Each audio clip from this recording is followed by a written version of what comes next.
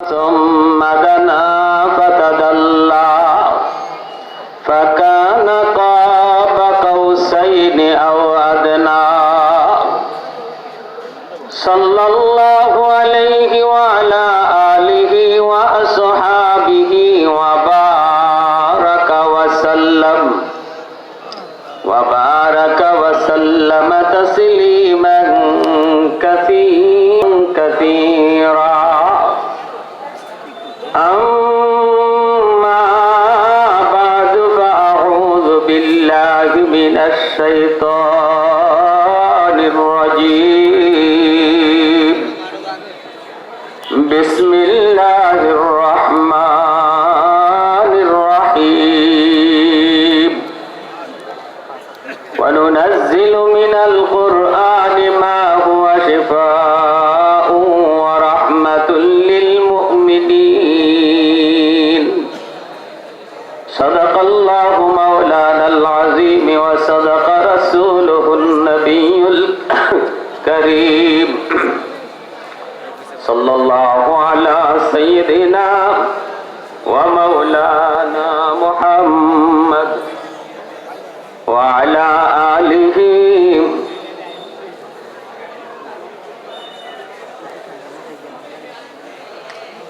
وأصحابه وسلم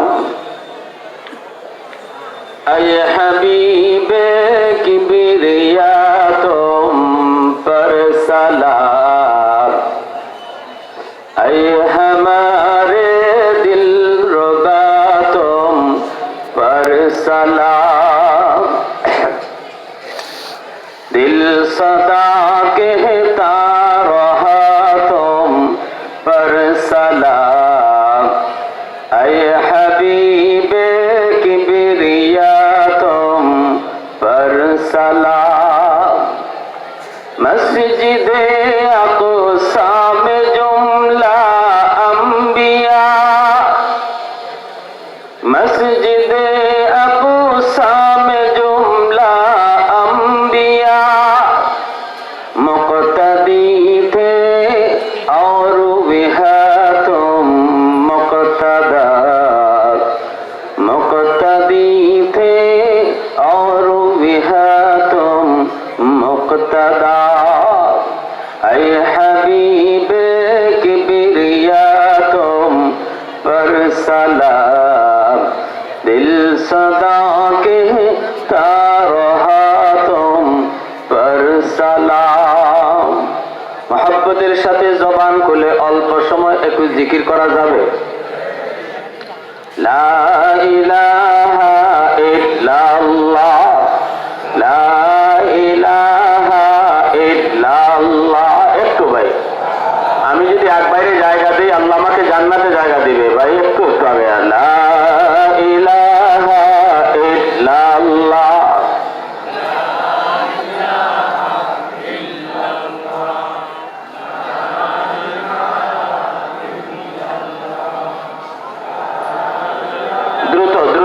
সময় খুব কম আমি বেশি সময় দিতে পারবো না দুঃখিত সেই সিলেট থেকে আসছে আজকে রাস্তায় এত জাম এত অসুবিধা হয়েছে যেটা কল্পনার অতীত এজন্য একটু মনোযোগ দিয়ে শুনবেন সময় খুব কম একটু সামনে আগান লা ইলাহা ইল্লাল্লাহ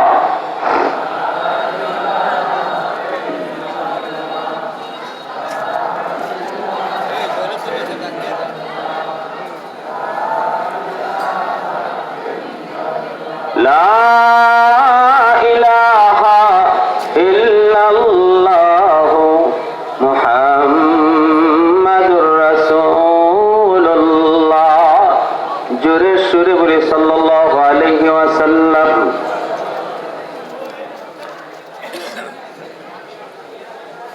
ঐতিহ্যবাহী জাফরাবাদ জামিয়া ইসলামী আমদাদিয়া দাওরা হাদিস মাদ্রাসার উদ্যোগে আয়োজিত আজকের ওয়াজ ও দোয়ার মাহফিলের সম্মানিত সদর ইজলাস সভাপতি সাহেব উপস্থিত জাতির বিবেক উলামায়ে কেরাম অত্র এলাকার মুরব্বিয়ানে আজম ব্যবসায়ী ভাইরা পর্দার আড়ালে আমার মা ও বোনেরা মুআজ্জাজ হাজিরিন সন্তান মা বাবার কাছে আল্লাহর পক্ষ থেকে আমানত। আমানত কাকে বলে? যে জিনিস দখলে আমার কিন্তু মালিক আমি না। সবার আগেই নজরে পড়ে আমার দেহ। এই দেহ দখলে আমার কিন্তু মালিক আমি না, আল্লাহ। সন্তানের ব্যাপারেও এমন। সন্তান আমার আপনার কাছে আমানত, কিন্তু মালিক আমি না, দখলে আমার। মালিক হলেন আল্লাহ। যে জিনিস দখলে আমার, মালিক আমি না, এমন সব জিনিসকে আমানত বলে।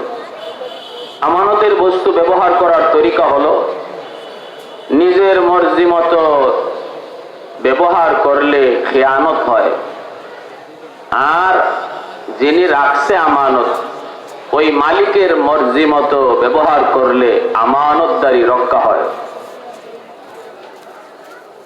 যে মানুষ আমানতে বেশি বেশি খেয়ানত করে, আমানতকে আমানত হিসেবে বুঝে না, আমানতের জিনিসে নিজের মর্জি চালায়, এর ব্যাপারে আল্লাহর নবীর ধমকি আছে। নবী বলেন, লা ঈমান লিমান লা আমানাতা লা। এই কথা আল্লাহর নবী 3 বার বলছেন।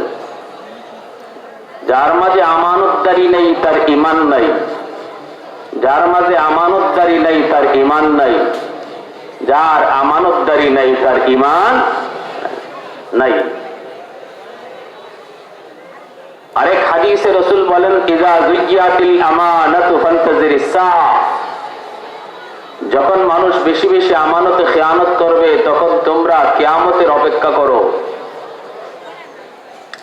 এই যে সন্তান আমার আপনার কাছে আল্লাহর পক্ষ থেকে আমানত, এই সন্তান কিভাবে আমি বড় করব, লালন পালন করব, কি খাওয়াবো, কি পড়াবো, কি শিখাবো, কোন পরিবেশে দাঁড়িয়ে বড় করব, এই সব কিছুর ব্যাপারে বাপ মার কোনো সিদ্ধান্ত চলবে না।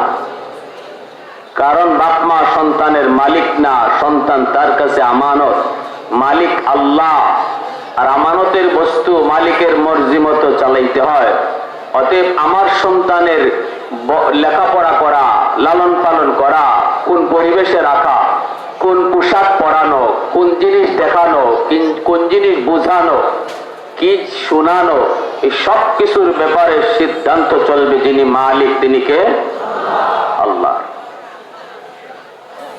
এইগুলো আমার আলোচনার শিরোনাম। কথাটা আপনাদের মনে থাকবে তো? এটা হলো আলোচনার শিরোনাম।